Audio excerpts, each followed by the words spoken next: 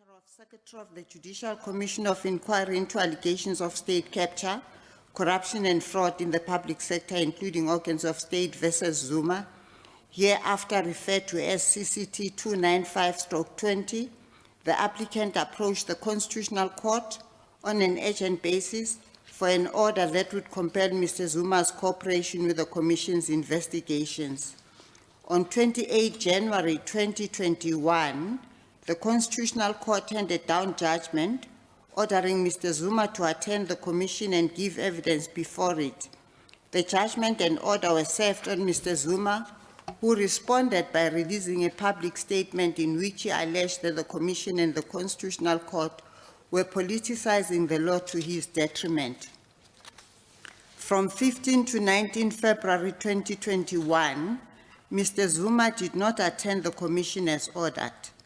Accordingly, the chairperson of the Commission announced that it would launch contempt of court proceedings. On the same day, Mr. Zuma published another statement in which he leveled serious criticisms against the judiciary and confirmed that he would neither obey the Constitutional Court's order nor cooperate with the Commission in any respect. The applicant proceeded to approach the Constitutional Court for direct access on an urgent basis, submitting that a court that grants an order retains jurisdiction to ensure its compliance. The applicant submitted that considering Mr. Zuma's former and current political position in South Africa, his conduct constituted a particularly reprehensible affront on the integrity of the rule of law and the Constitution. Accordingly, that it was apposite for the Constitutional Court, as the guardian of the Constitution, to respond to Mr. Zuma's efforts to undermine the judicial process. On urgency, the applicant submitted that the matter warranted swift intervention on the basis that Mr. Zuma's conduct poses a grave threat to the administration of justice and the rule of law. Mr. Zuma is an influential political figure who wields significant power to inspire others to defy courts. The public and forceful nature of Mr. Zuma's defiance compounds the risk posed to the rule of law, and Mr. Zuma's contempt persists unabated. It was the applicant's case that Mr. Zuma is guilty of the crime of contempt of court. It submitted that there can be no doubt that Mr. Zuma had knowledge of the order in CCT 295/20. His non-compliance with the court order was undeniable because he failed to attend and give evidence before the Commission, and he failed to present any evidence to avoid the conclusion that his non-compliance was willful and malafide. The applicant further submitted that in ostensibly defending his contempt, Mr. Zuma conducted a politically motivated smear campaign of the Constitutional Court, the Commission, and the judiciary. According to the applicant, his tactics, coupled with his unique position, should count as aggravating factors in the determination of an appropriate sanction. Ultimately, the applicant sought a punitive sanction in the form of an unsuspended order of imprisonment for a period of 2 years on the basis that only a punitive order is appropriate, given that this is a unique and extreme case of contempt of court for which there is no meaningful precedent. Mr. Zuma did not oppose this application, nor did he file any submissions. The Helen Suzman Foundation applied to be admitted as amicus curiae. Its main submission was that an appropriate sanction must be capable of vindicating the dignity of the court, as well as compelling compliance with the impugned court order. It submitted that the appropriate sanction may be an order for Mr. Zuma's committal for a minimum compulsory period, coupled with either of the following: an order which would curtail further imprisonment where Mr. Zuma voluntarily testifies before the Commission, or an order directing the Sheriff of the High Court to escort him to the Commission to testify following a mandatory period of imprisonment. The Constitutional Court is satisfied that the Helen Suzman Foundation met the requirements to be admitted as amicus curiae.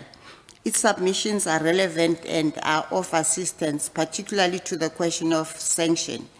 It is therefore admitted. In this matter, 2 judgments have been penned.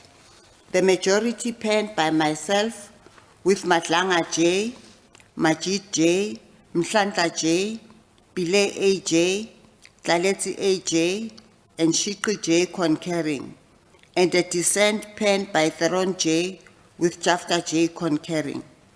I shall begin with the findings of the majority of the Constitutional Court. Let me begin by saying this.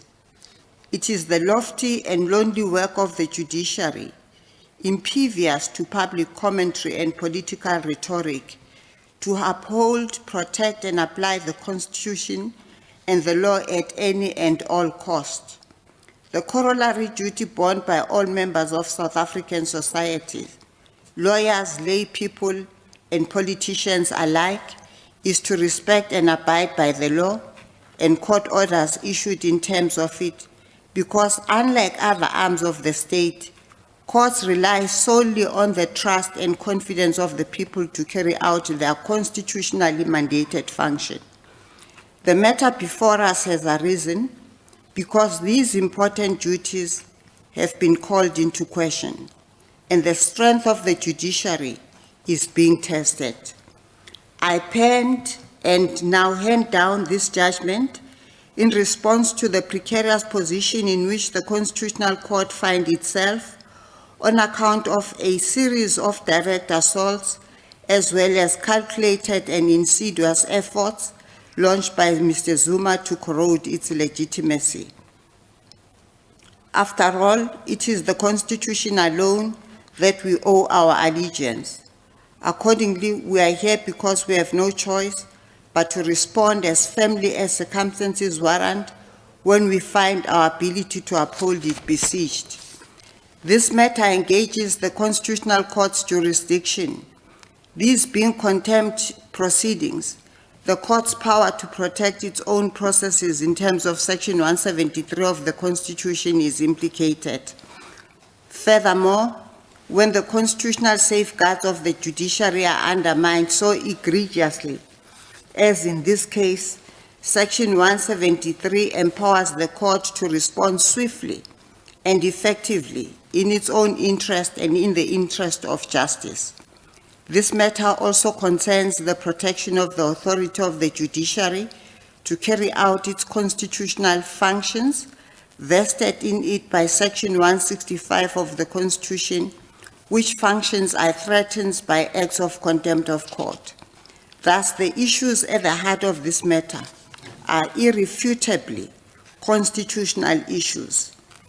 On the question of direct access and agency, the Constitutional Court holds that this matter is so evidently extraordinary that a departure from ordinary procedures is warranted and is in the interest of justice.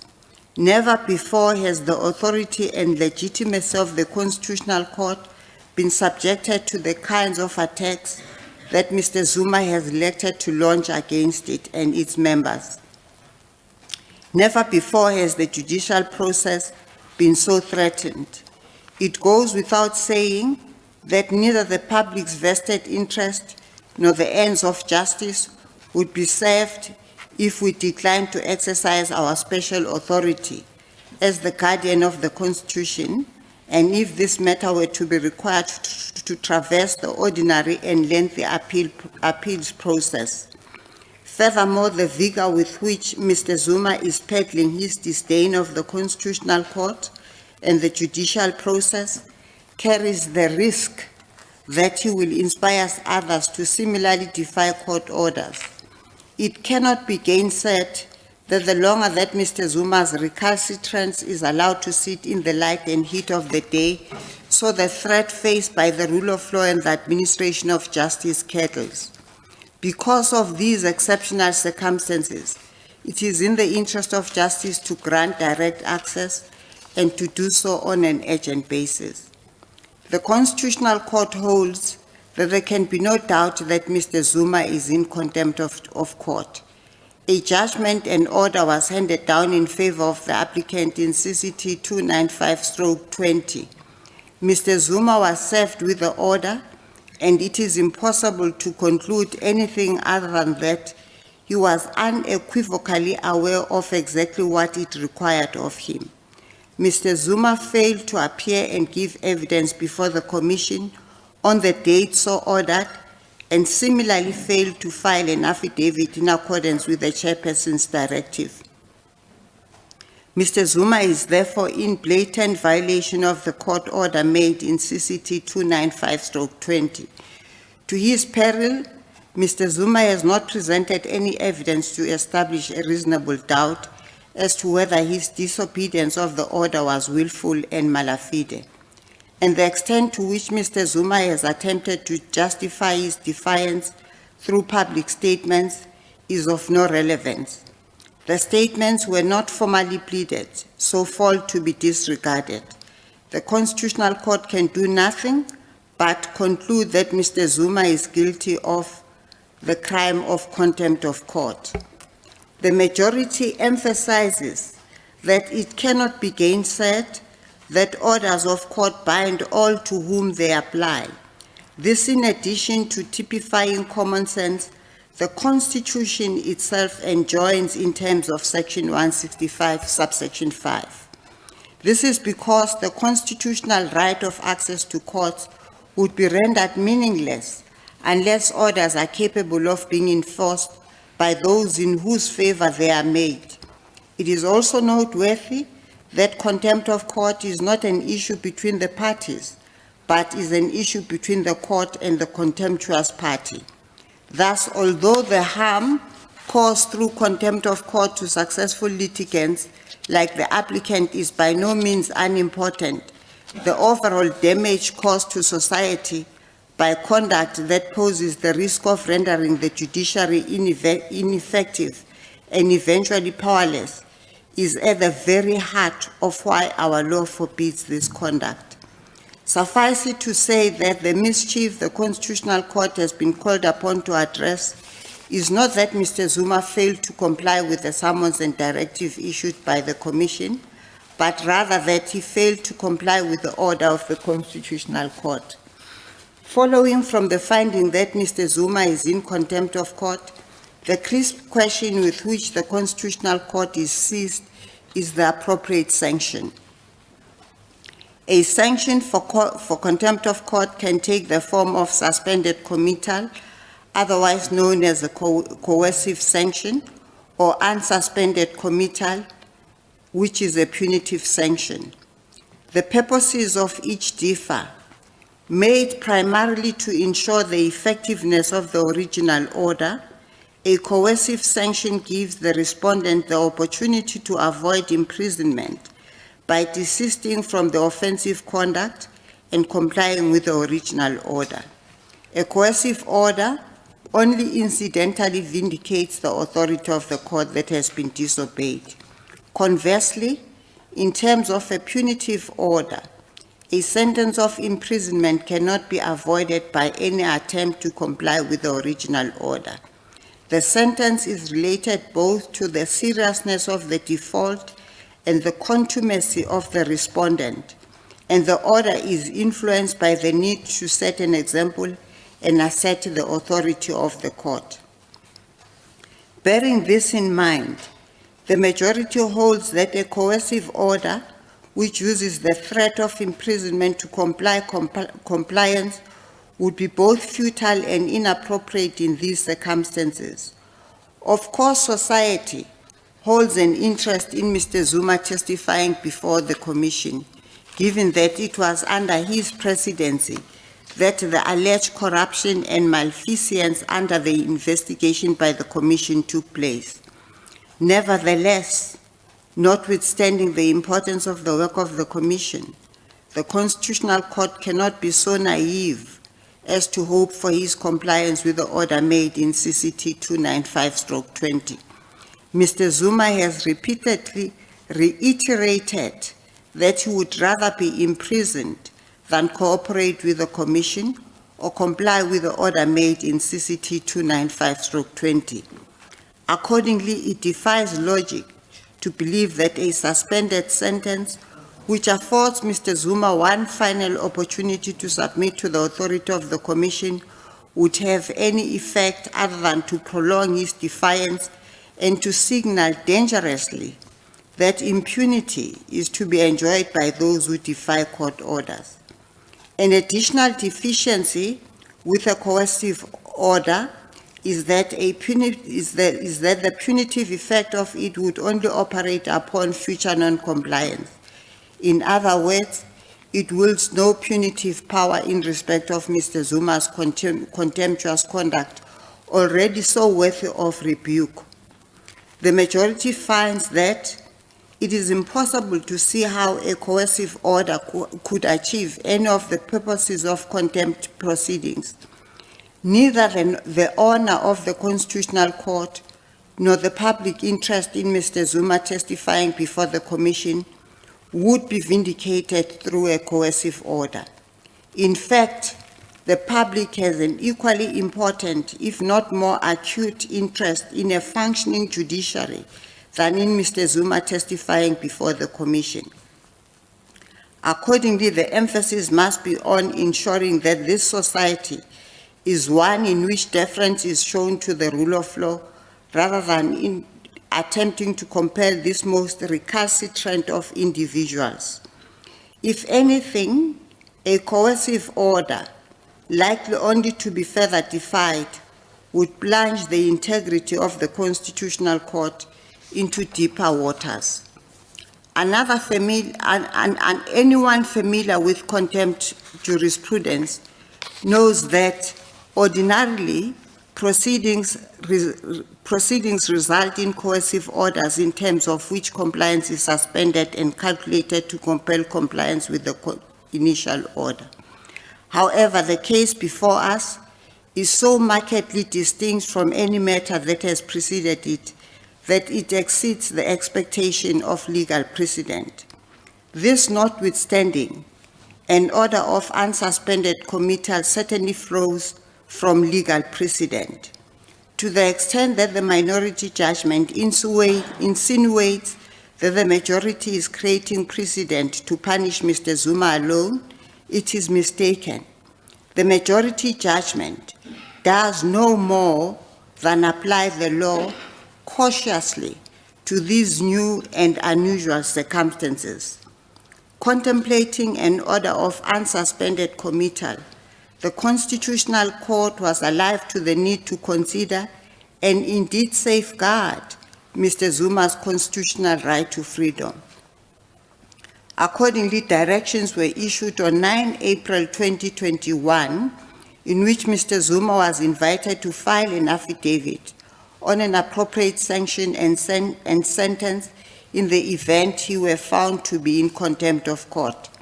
The reason behind this was that the Constitutional Court was acutely aware that contempt proceedings are hybrid in nature because, although brought by civil process, they have a criminal component. After conviction in a conventional criminal trial, it is a violation of an accused person's right to a fair trial under Section 35 of the Constitution to impose a sentence without affording her or him an opportunity to say something in mitigation of sentence. However, this is not a conventional criminal trial, and the jurisprudence of the Supreme Court of Appeal and the Constitutional Court emphatically holds that a contemner in civil proceedings is not an accused person as contemplated by Section 35. Thus, unlike the minority, the majority judgment emphasizes that an accused person's rights, Section 35 rights, do not easily find application in civil contempt proceedings, and Mr. Zuma accordingly does not enjoy any of all of these rights. That being said, an accused contemner remains entitled to his or her rights in terms of Section 12 of the Constitution, which inter alia requires that no one be deprived of physical freedom unless a fair procedure has been followed. Therefore, although a contemner is not an accused person, the fair procedure required by Section 12 may, depending on the circumstances, necessitate a process akin to that afforded by Section 35. This is because taking away the liberty of an individual is a drastic step. By issuing the directions, the Constitutional Court afforded Mr. Zuma this unexceptional, commonplace entitlement to fair process dictated by Section 12 of the Constitution in a manner comparable to the Section 35 fair trial right. For pragmatic reasons, the main difference between the procedure followed in this matter and that which is ordinarily followed in a criminal trial is that since contempt proceedings deal with guilt and sentence in one process, the invitation was sent out before a decision was reached on the question of guilt. In response to the directions, and instead of filing an affidavit as he was directed to do, Mr. Zuma addressed a 21-page letter to the Chief Justice. Unfortunately, but not entirely unexpectedly, Mr. Zuma once again squandered an opportunity to respect this country's legal processes, which guarantee all citizens fairness and equality before the law. Instead of furnishing the court with mitigating factors, he again aired his views through inflammatory statements intended to undermine the authority of the Constitutional Court and to portray himself as a victim. All of this, besides being scandalous, is totally irrelevant to the question of sanction upon which he was directed to make submissions. Of concern is that Mr. Zuma, along with his attorneys, has repeatedly attempted to justify his contempt by stating that by hearing this application while the outcome of his High Court application for the review of the decision by the chairperson of the commission not to recuse himself was outstanding, the Constitutional Court acted unconstitutionally. Of course, this is totally misconceived and calculated to confuse the public. If Mr. Zuma did not want to participate in the commission hearings whilst his review application was pending, he could have sought an interim stay of proceedings. Absent this interim relief, nothing could have precluded the Constitutional Court from entertaining the matter. The Constitutional Court went to great lengths to safeguard Mr. Zuma's rights. Consequently, there is simply no sound, no logical basis on which Mr. Zuma can claim to have been treated unfairly or victimized.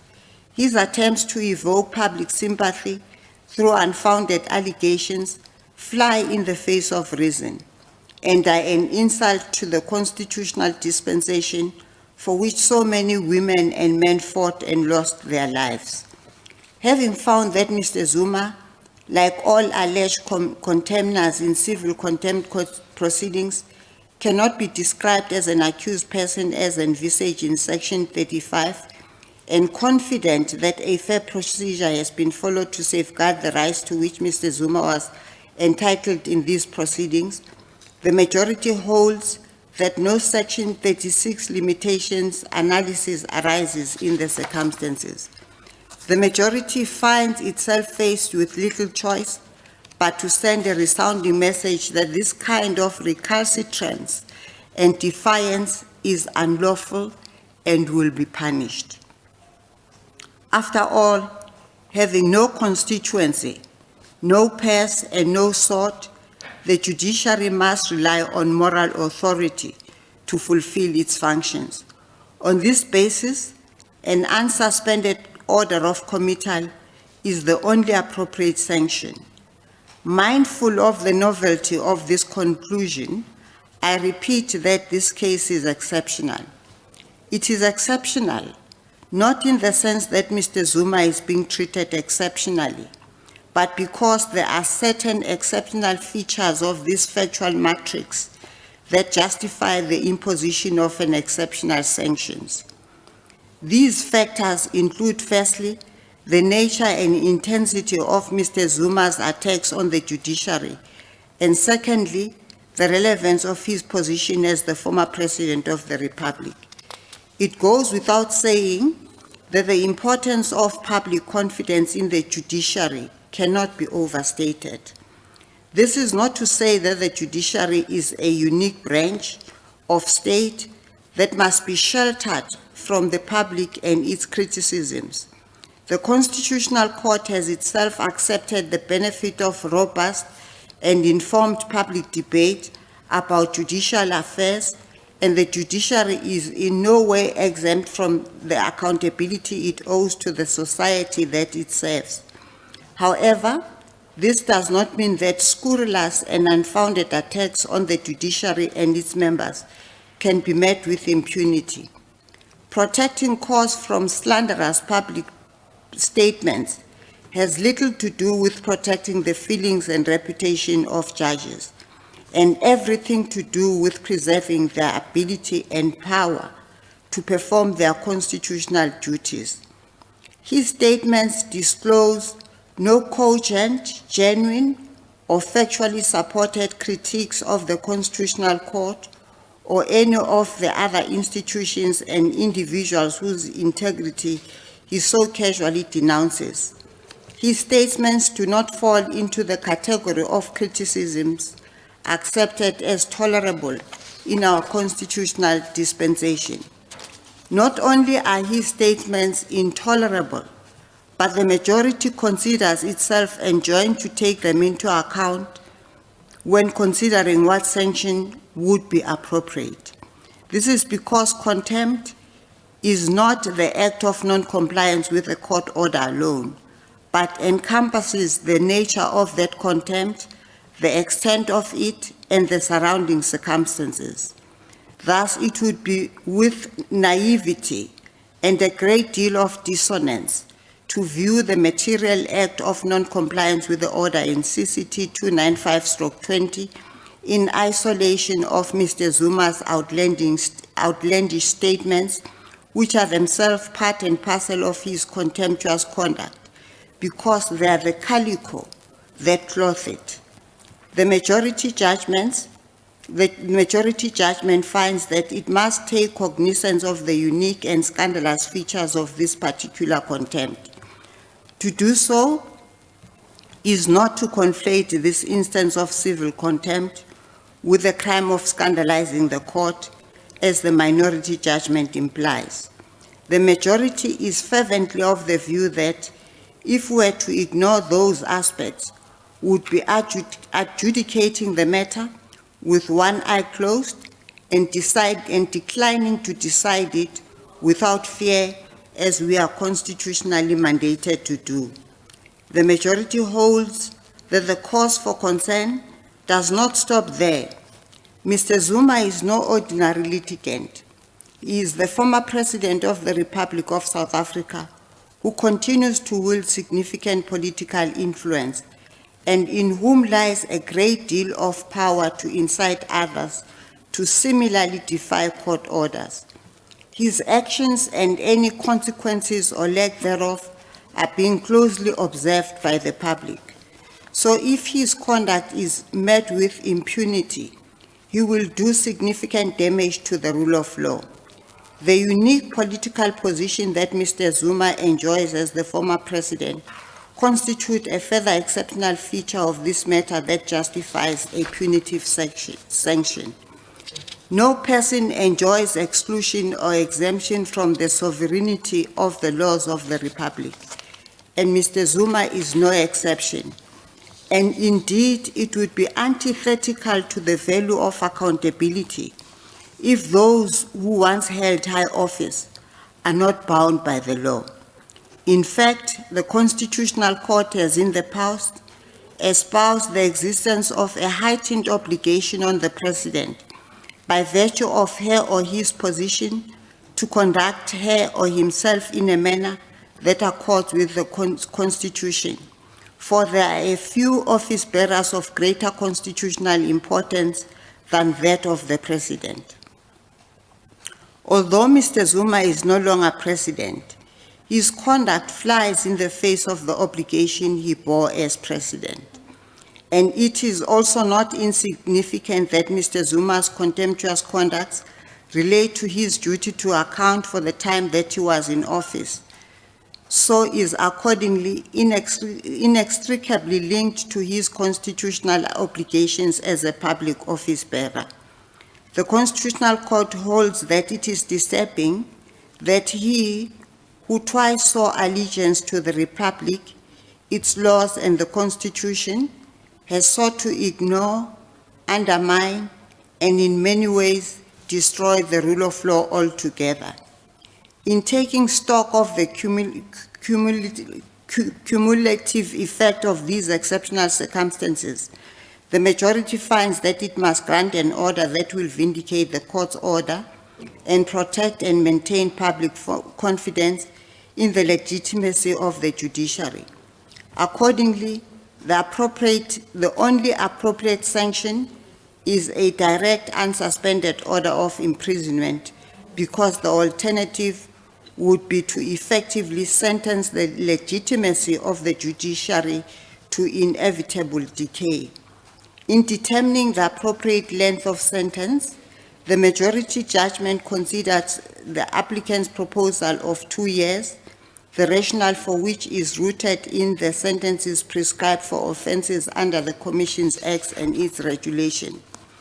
Unfortunately, this rationale is inappropriate because the crime for which punishment is being meted out is not a contravention of the Commissions Act, but rather a contravention of a court order, and in turn the crime of contempt of court. Having rejected the applicant's rationale, however, the majority concludes that quantifying Mr. Zuma's egregious conduct to arrive at an appropriate length of sentence is almost impossible task.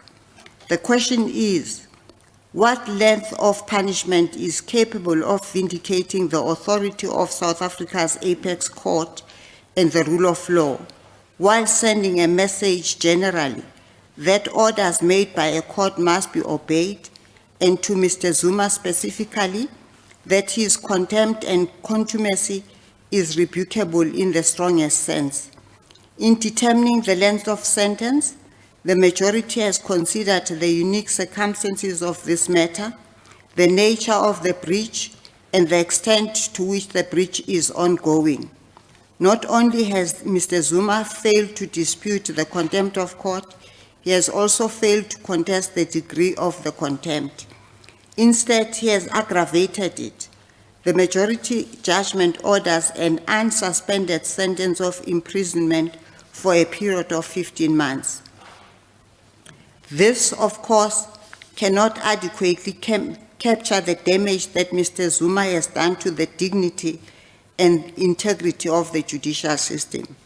And ultimately, he owes this sentence not only in respect of violating the Constitutional Court, but to the nation he once promised to lead and to the Constitution he once vowed to uphold. The applicant sought costs on a punitive scale.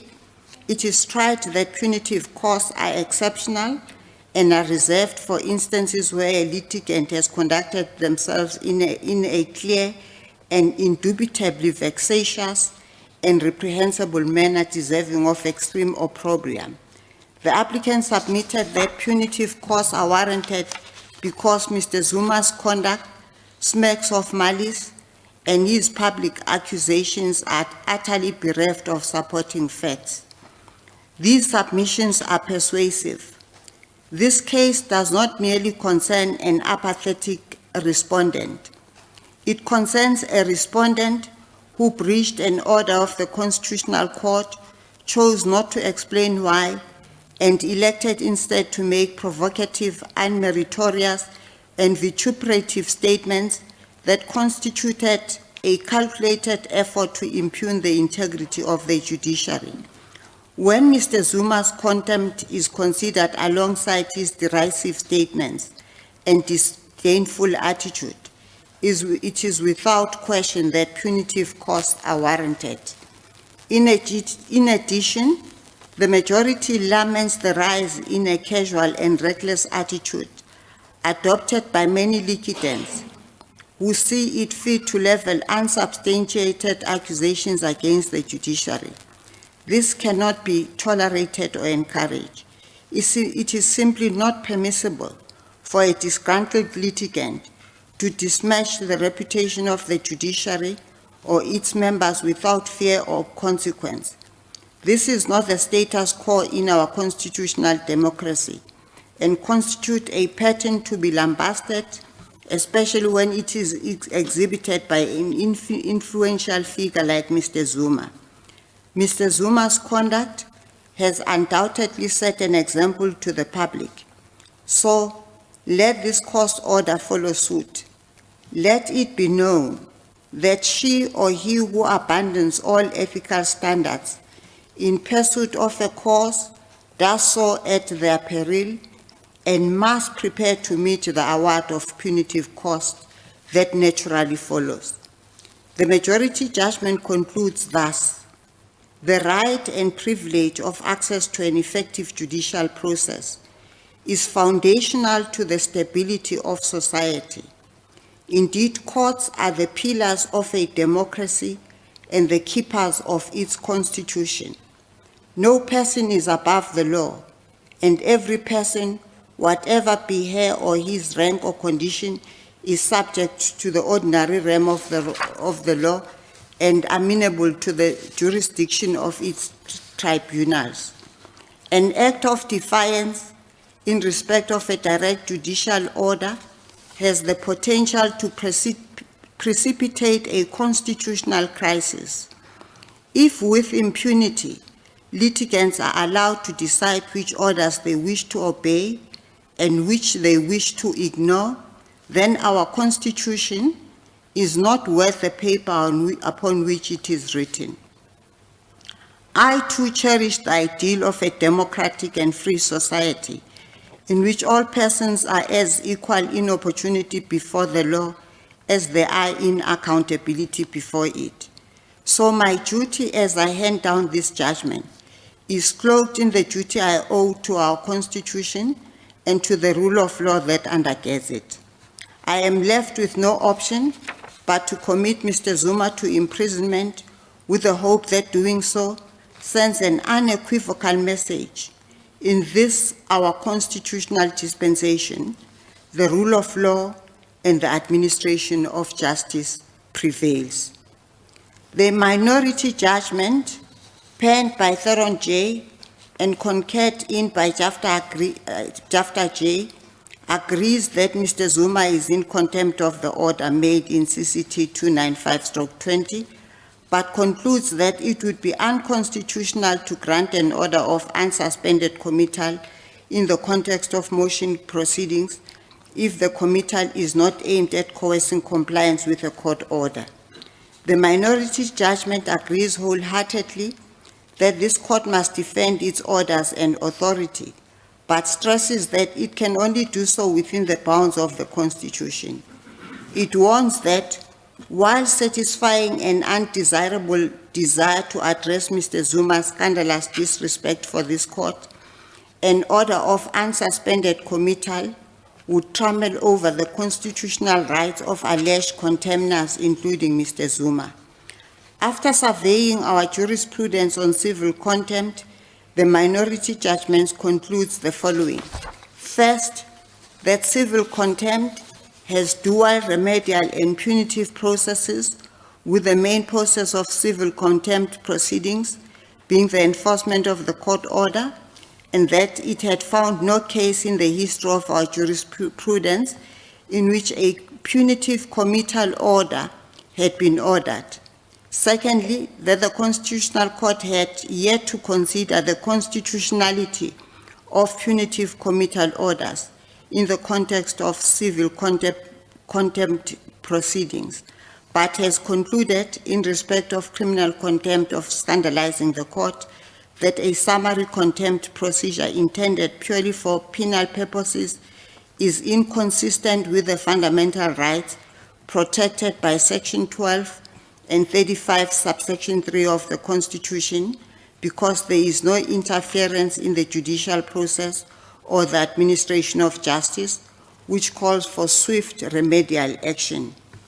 The minority judgments note that it is not enough to say, as the majority judgment does, that the contemner allows punitive committal to be ordered in civil contempt proceedings. The Constitution is the supreme law of this country, and the common law is only instructive to the extent that it is constitutional. The minority judgment has therefore considered whether a common law rule allowing a civil court to order a punitive sanction of committal with no pet remedial purpose constitute a justifiable limitation of the right to freedom and security of the person and an accused's rights to a fair trial. The minority judgment concludes that depriving a contemner of liberty without a criminal trial limits Section 12 of the Constitution. While acknowledging that an alleged contemner in the context of civil contempt proceedings is not an accused person for the purposes of Section 35, subsection 3, it concludes that Section 35, subsection 3 remains relevant because had the contempt been adjudicated in criminal proceedings, the alleged contemner would have enjoyed the protections of Section 35, subsection 3. In this regard, the minority judgment identifies a host of respects in which civil contempt procedure falls short of the protections enshrined in Section 35, subsection 3. First, although civil contempt proceedings are a hybrid of civil and criminal elements and therefore must be conducted in a manner which is grounded in Section 12 and Section 35(3) of the Constitution, the adaptation of motion proceedings to reflect the hybrid status depends on a judicial officer's assessment of what seems fair in the circumstances. By contrast, the procedural rights in Section 35, subsection 3 are peremptory. Secondly, civil contempt proceedings, especially when brought on an urgent basis, as in this case, limit the right to have adequate time to prepare a defense as enshrined in Section 35, subsection 3b.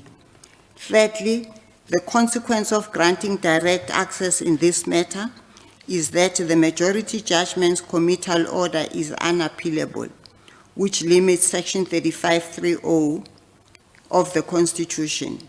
Fourthly, the motion procedure limits the alleged contemner's fundamental right to remain silent and to be presumed innocent to the extent that it requires the alleged contemner to present a defense before the initiating party has made out a prima facie case against her or him. The minority judgment concludes that these deficiencies amounted to serious violation of constitutional rights when one has regard to the fact that Section 12 and Section 35, subsection 3 protect a profound and essential right to freedom, which is the bedrock of our constitutional order. It concludes that in an open and democratic society based on human dignity, equality, and freedom, litigants are not prosecuted criminally in civil court by their adversaries in circumstances where they are not afforded an opportunity to cure their contempt in order to avoid being deprived of their liberty. Although a contemner faces a deprivation of liberty without a criminal trial, when the committal order sought is coercive, as well as when it is punitive and unsuspended, the minority judgment explains that the limitation of rights inherent in civil contempt procedure becomes unreasonable and justifiable and unjustifiable when punitive committal is ordered for two reasons. The first is that while civil contempt proceedings serve the legitimate purpose of providing successful litigants with a speedy and effective means of enforcing court orders, when the relief sought is singularly punitive and not linked to enforcement, this justification for limiting rights falls away. The second is that the limitation of rights is substantially tempered when the contemptor can avoid imprisonment by complying with the court order. The minority judgment holds further that granting punitive cost orders against contemptors also serve the important constitutional purpose of defending judicial authority and upholding the rule of law. But it notes that the rule of law is undermined when judicial authority is protected at all costs. It warns that in this case, when determining the weight that should be accorded to the rule of law and enhancing functions served by the limitations identified above, one must assess the threat to the rule of law posed by Mr. Zuma's civil contempt and not his inflammatory statements. This is because, as the Commission and the Helen Suzman Foundation accept, Mr. Zuma's remarks arguably amount to the crime of scandalizing the court, which is a separate species of contempt. Neither the Commission nor the Helen Suzman Foundation has asked this court to punish Mr. Zuma for this separate contempt, and it is inappropriate to bolster the justification for granting the relief in motion proceedings involving civil contempt by pointing to the threat posed to the Commission of a separate offense altogether. In any event, the minority judgment emphasizes that constitutionality is determined objectively, and it would be a mistake to fixate on Mr. Zuma's conduct in particular. For these reasons, the minority judgment concluded that it is unconstitutional to grant a punitive committal order with no paid remedial relief in the context of civil contempt proceedings. The minority judgment laments the invidious position the Constitutional Court has been placed in by the Commission. Although the Commission sought Mr. Zuma's attendance in 2018 already, it only drew the Constitutional Court into the arena by launching an urgent application in late December 2020. Instead of pressing criminal charges against Mr. Zuma for contempt of court of the Commissions Act, which it had previously threatened to do, it compelled the Constitutional Court to solve a problem born of the Commission's overly different approach to Mr. Zuma. Though the substratum of its dispute with Mr. Zuma was non-compliance with the Commissions Act, the Commission has effectively sought to transform that dispute into one between Mr. Zuma and the Constitutional Court. The minority judgments mentioned all of this to demonstrate that the choice between holding Mr. Zuma accountable and protecting his constitutional rights is a false choice. It is open to the Commission to refer Mr. Zuma's contempt of this court's order and the Commissions Act to the Director of Public Prosecutions. The minority agreement agrees that Mr. Zuma's contempt exposes him to an order of committal, but concludes that the constitutionally compliant approach would be either to make an order of coercive committal aimed at inducing Mr. Zuma to comply with this court's order if the Commission's term has not come to an end by the time judgment was handed down, or an order referring the matter to the Director of Public Prosecution for a decision on whether to prosecute Mr. Zuma for contempt of court.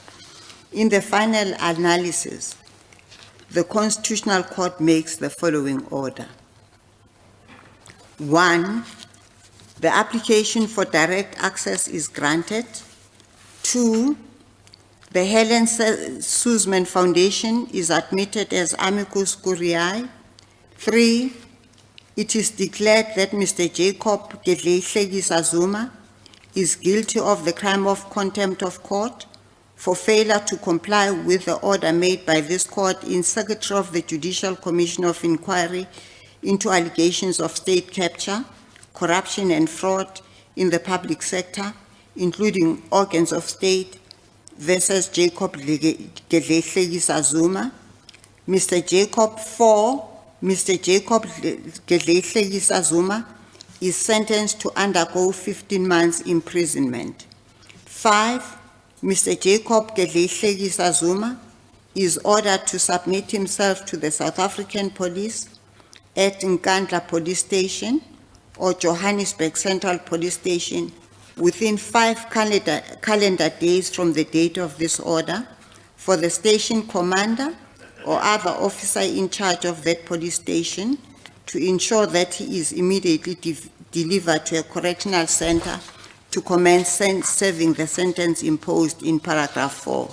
6, in the event that Mr. Jacob Zuma does not submit himself to the South African Police Service as required by paragraph 5, the Minister of Police and the National Commissioner of the South African Police Service must, within 3 calendar days of the expiry of the period stipulated in paragraph 5, take all steps that are necessary and permissible in law to ensure that Mr. Jacob Zuma is delivered to a correctional center in order to commence serving the sentence imposed in paragraph 4.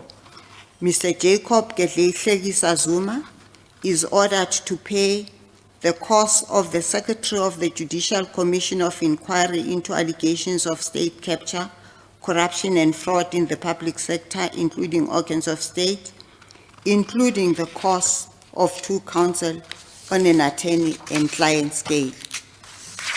I hand down the judgment. As the court pleases.